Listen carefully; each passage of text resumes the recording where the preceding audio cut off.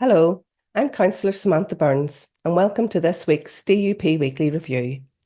In the Assembly this week, Tom Buchanan MLA condemned those who mocked a gospel hall during the Omagh Pride Parade. This caused deep offence to many people. The parade's commission and funders must be held to the same standards they apply to others. This cannot be ignored or brushed aside. Jonathan Buckley, MLA, addressed the serious issue of uncontrolled immigration, calling for the honest and respectful debate on the challenges facing our communities. He also condemned recent violence and reminded us that the justice must remain our focus, especially following the horrific assault of a young girl in Ballymena. Fermanagh and South Tyrone MLA Deborah Erskine again pressed the urgent intervention to restore banking services to rural areas. Access to banking services is vital, and more banking hubs should be provided to meet customers' needs. We also celebrated Northern Ireland's historic victory at the World Cup of Darts.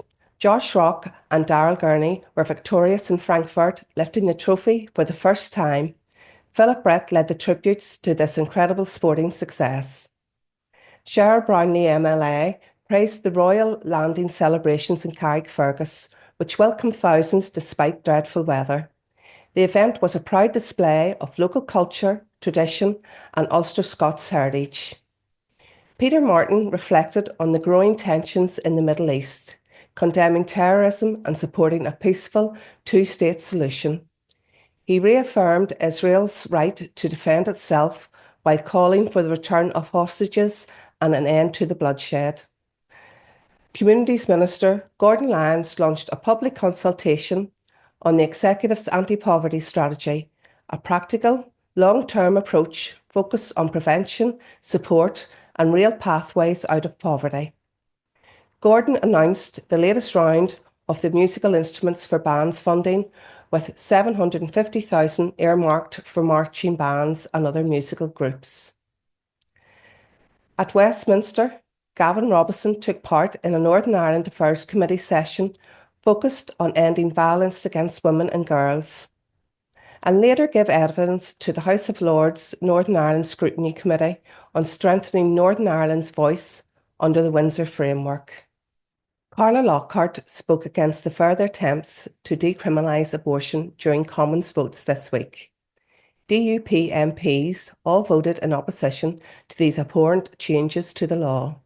We will always stand firmly for life-affirming laws. Sammy Wilson met with the Ulster Farmers Union to discuss the serious impact of rural crime, with over 3,000 animals stolen last year, costing farmers nearly £2 million.